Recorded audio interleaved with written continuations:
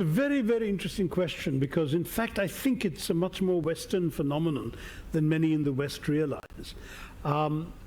You've got actually the paradox of both a declining religiosity in many European societies and an increasive assertiveness of Christianity in particular in the same societies, but by a very small and increasingly, if you like, fringe group, which is also translating itself into political movements and parties that have been winning increasing support.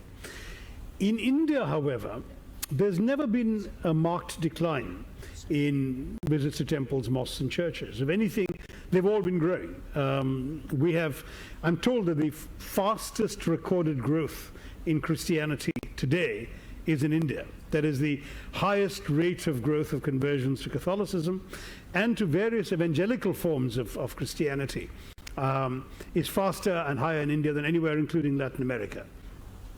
You've got at the same time some strongly reinforced Islam, even Muslims whose, let's say, my generation and their parents had become broadly secular, have become more religious in the next generation, partially thanks to a worldwide phenomenon well financed by Saudi money that has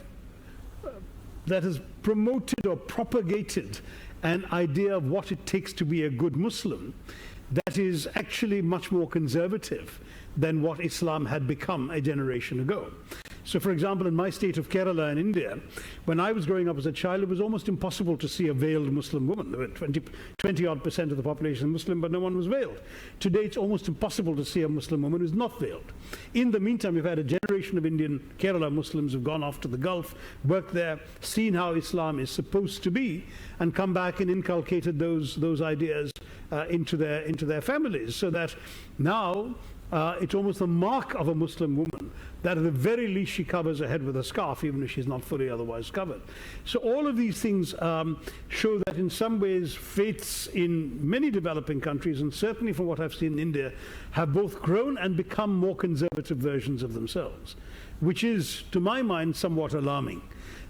India officially prides itself on being a secular democracy, but secularism in India has never meant what it means in the West.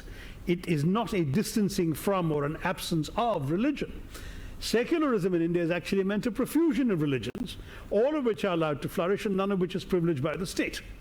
Now that kind of secularism then risks teetering over the brink into a series of competing fundamentalisms. And that's something that people like me are trying to speak against and write against. Okay.